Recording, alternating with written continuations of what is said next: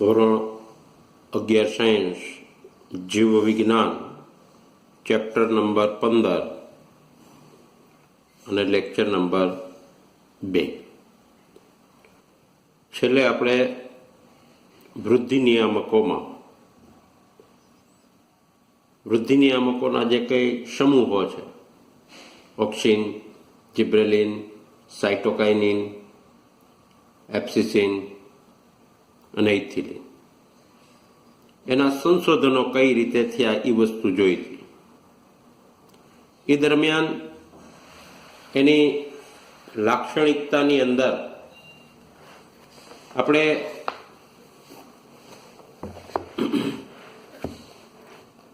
જોયું હતું કે વૃદ્ધિ નિયામકો છે એ બે પ્રકારના છે, જેમાં કેટલાક છે એ વનસ્પતિમાં વૃદ્ધિની ક્રિયાને પ્રેરતા નિયામકો છે, જ્યારે કેટલાક છે એ વૃદ્ધિની ક્રિયાને અવરોધતા વૃદ્ધિ નિયામકો છે.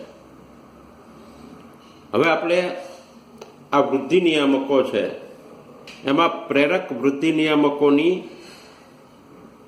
વનસ્પતિ વૃદ્ધિ ઉપર કેવી દેહધાર્મિક અસરો જોવા મળે છે એનો અભ્યાસ કરવાનો છે. તો આજે આપણે પહેલા ઓક્સિન વૃદ્ધિ નિયામક છે એની વનસ્પતિ દેહધાર્મિક ક્રિયા ઉપર અસર જોઈએ. તો ઓક્સિન છે એ ગ્રીક શબ્દ ઓક્સિન એટલે કે ટુ ગ્રો એટલે કે વૃદ્ધિ પામવું એવો અર્થ થાય છે. હવે આ વૃદ્ધિ નિયામકને સૌ પ્રથમ મનુષ્યના મૂત્રમાંથી અલગીકૃત કરવામાં આવ્યું અને એના રાસાયણિક બંધારણનો અભ્યાસ કરવામાં આવ્યો. તો રાસાયણિક બંધારણની દ્રષ્ટિએ ઓક્સિન છે એ ઇન્ડોલ 3 એસિટિક એસિડ છે અને કેટલાક વૃદ્ધિ નિયમનના ગુણધર્મો ધરાવતા અન્ય કુદરતી અને કેટલાક વૃદ્ધિ નિયમનના અને કેટલાક કૃત્રિમ સંયોજનોનો ઉપયોગ કરાય છે.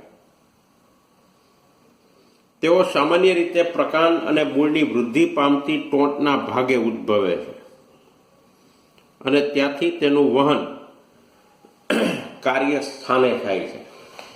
એક વસ્તુ ધ્યાનમાં રાખવાની કે કોઈ પણ હોર્મોન છે, અંતઃસ્ત્રાવ છે, જ્યાં ઉત્પન્ન થાય ત્યાં કાર્ય કરતો નથી, પણ દૂરના સ્થળે કાર્ય કરે છે. એટલે ત્યાં સુધી એનું વહન પામી અને કાર્યસ્થાને જાય છે.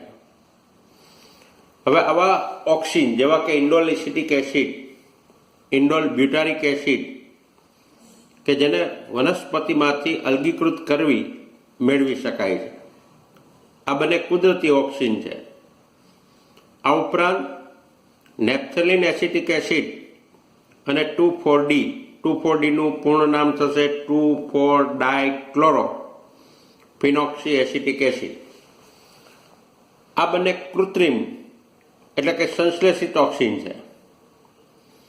હવે આ બધા ઓક્સિનની વ્યાપક રીતે કૃષિ અને બાગાયત વિદ્યાના અભ્યાસ માટે ઉપયોગિતા છે. આવા કૃત્રિમ ઓક્સિનની હવે આગળ ઉપર આપણે કુદરતી અને કૃત્રિમ ઓક્સિન છે એની અસરોનો અભ્યાસ કરી.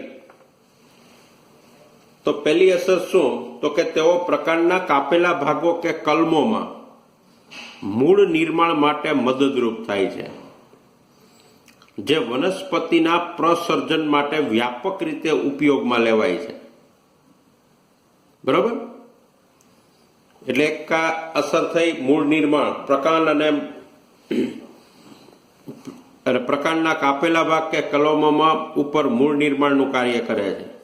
બીજી અસર તો ઓક્સિન પુષ્પ સર્જનને પ્રેરે છે. દાખલા તરીકે અનાનસમાં. ત્યાર પછી આગળ જોઈએ તો એ વનસ્પતિના પર્ણો તેમજ ફળોને વહેલા ખરી જતા અટકાવે છે. ટૂંકમાં પર્ણ અને ફળનું પતન અટકાવે છે. પરંતુ તે જીર્ણ તેમજ પરિપક્વપણ અને ફળોના પતનને પ્રેરે છે. ત્યાર પછી જોઈ તો મોટા ભાગની ઉચ્ચ કક્ષાની વનસ્પતિમાં અગ્રકલિકા અને પાર્શ્વીય કલિકાની વૃદ્ધિને અવરોધે છે. આ ઘટનાને અગ્રીય પ્રભાવિતા કહેવાય. બરોબર. હવે પ્રરોહના અગ્રસ્થ ભાગને કાપી દૂર કરવાથી સામાન્ય રીતે પાર્શ્વીય કલિકાની વૃદ્ધિ પ્રેરાય છે. આ બાબતનો વ્યાપક ઉપયોગ કરી ચાના બગીચામાં રોપાનું ભૂમિમાં આરોપણ કરતી વખતે તેમજ વાડ બનાવવા માટે આ વસ્તુ ઉપયોગી બને છે. ત્યાર પછી ઓક્સિન અફલિત ફળ વિકાસને પ્રેરે છે, જેમ કે ટમેટામાં. ત્યારબાદ તેનો વ્યાપક રીતે તૃણનાશક તરીકે ઉપયોગ થાય છે. ઉદાહરણ તરીકે 2,4-D છે કે જે કૃત્રિમ ઓક્સિન છે, એનો બહોળા પ્રમાણમાં દ્વિદળી નીંદણનો નાશ કરે છે, પરંતુ પરિપક્વ એકદળી વનસ્પતિઓ પર તેની અસર થતી નથી. એટલે તેનો ઉપયોગ માળીઓ દ્વારા નીંદણ વિહીન લોન એટલે કે ઘાસને તૈયાર કરવા માટે થાય છે. આ ઉપરાંત ઓક્સિન જલવાહકના વિભેદનનું નિયંત્રણ કરવા માટે અને કોષ વિભાજનમાં પણ મદદરૂપ થાય છે. તો આ થઈ ઓક્સિનની દેહધાર્મિક અસરો. મૂળ નિર્માણનું કાર્ય કરશે, પુષ્પસર્જન પ્રેરશે, પર્ણ અને ફળોને ખરતા અટકાવશે, જીર્ણ તેમજ પરિપક્વ પર્ણ અને ફળનું પતન પ્રેરશે. એ ઉપરાંત અગ્રીય પ્રભાવિતા પ્રેરે છે, અફલિત ફળનો વિકાસ પ્રેરે છે, જેમ કે ટમેટામાં. નીંદણ નાશક તરીકે ઉપયોગ થાય છે અને જલવાહકની અંદર વિભેદનનું નિયંત્રણ કરવામાં અને કોષ વિભાજનની ક્રિયામાં મદદરૂપ થાય છે. તો આ બધી ઓક્સિનની દેહધાર્મિક અસરો થશે. બરોબર. ત્યાર પછી બીજો વૃદ્ધિ પ્રેરક જોઈએ તો જિબ્રેલિન છે. બરોબર. તો જિબ્રેલિન એક અન્ય પ્રકારનો વૃદ્ધિ પ્રેરક, વૃદ્ધિ નિયામક છે. 100થી પણ વધુ જિબ્રેલિન વિવિધ સજીવો જેવા કે ફૂગ, ઉચ્ચ કક્ષાની વનસ્પતિમાંથી શોધી કાઢાયા છે. તેઓને એના શોધના ક્રમને અનુલક્ષીને GA1, GA2, GA3 એ રીતે નામ આપવામાં આવે છે. જોકે જિબ્રેલિક એસિડ GA3 એ પહેલા સંશોધન થયેલ જિબ્રેલિન્સ છે અને સૌથી વધારે સઘનતાથી અભ્યાસ કરાયેલું આ સ્વરૂપ છે. બધા જિબ્રેલિક એસિડ એસિડિક ગુણધર્મ ધરાવે છે અને તેઓ વનસ્પતિમાં વ્યાપક માત્રામાં દેહધાર્મિક પ્રતિક્રિયાને દર્શાવે છે. હવે એમની અસર આપણે જોઈ તો કે તે વનસ્પતિના અક્ષની લંબાઈ વધારવાની ક્ષમતા ધરાવે છે, જેથી દ્રાક્ષની દાંડીની લંબાઈ વધારવા માટે ઉપયોગમાં લેવાય છે. બીજું કે જિબ્રેલિન સફરજન જેવા ફળોની લંબાઈ તેમજ આકારમાં યોગ્ય સુધારો કરવા માટે ઉપયોગી છે. ત્રીજું, તે વૃદ્ધાવસ્થાને ટાળે છે, જેથી ફળ વધારે સમય સુધી વૃક્ષ ઉપર રહે છે અને બજારમાં તેની ઉપલબ્ધતાનો સમય વધારી શકાય છે. પછી GA3 છે, એનો ઉપયોગ દારૂની બનાવટના ઉદ્યોગ એટલે કે આસવ ઉદ્યોગમાં માલ્ટિંગની પ્રક્રિયા છે, એને ઝડપી બનાવવા માટે ઉપયોગી છે. માલ્ટિંગ એટલે ધાનને પાણીમાં પલાળી અંકુરિત કરવાની જે પ્રક્રિયા છે એ પ્રક્રિયાને માલ્ટિંગથી ઓળખવામાં આવે છે. ત્યાર પછી શેરડીના પ્રકાંડમાં કાર્બોદિત ખાંડ કે શર્કરાના રૂપમાં સંગ્રહિત રહે છે. શેરડીની ખેતીમાં જિબ્રેલિનનો છંટકાવ કરવાથી પ્રકાંડની લંબાઈમાં વધારો કરે છે. આ પ્રકારે 20 ટન પ્રતિ એકર વધારે ઉત્પાદન પ્રાપ્ત થાય છે. પછી જિબ્રેલિક એસિડનો છંટકાવ કરવાથી શંકુદ્રમ વૃક્ષોમાં તીવ્ર ગતિથી પરિપક્વતા આવે છે. આમ વહેલા બીજ ઉત્પન્ન થાય છે.